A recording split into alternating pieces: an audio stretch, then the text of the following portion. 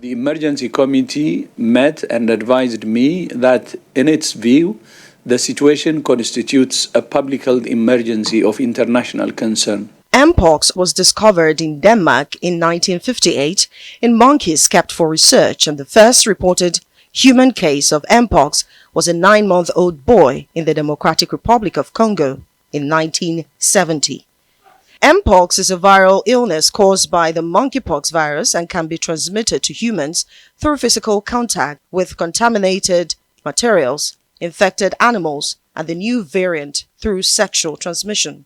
Higher in endemic areas, and especially in infants and young children, and lower in the eastern part of the country at the moment, where spread is more rapid through sexual transmission. There have been more than 14,000 cases and 524 people have died from the disease.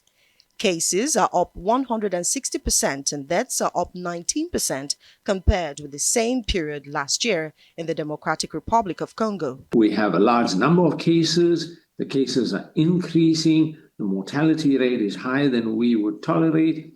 And then the thought is that new countries are now starting to report cases. So these are countries that didn't have cases in the last few years and now reporting cases. And several of them are reporting cases of the variant of Mpox that is being spread in the DRC. Now, Africa and the world will need to brace up to combat the spread before it becomes a pandemic. In this case, as it did for COVID and in other diseases, come together to make sure that we're doing surveillance together, we're supporting communities together, we're providing good clinical care, that there's access to countermeasures, that the research and development agenda is advanced, that there's political commitment, that there's coordination, and finally, and probably at this point, crucially, that there is financial commitment to stop this virus. So I just want to get across the urgency that we're trying to say that the action is now, the time is now for us to take much more measures and provide much more support to the African region,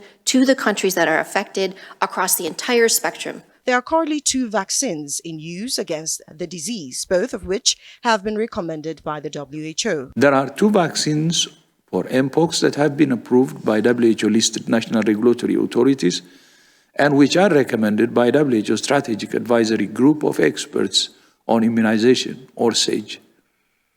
I have triggered the process for emergency use listing of both vaccines, which will accelerate vaccine access, particularly for lower-income countries.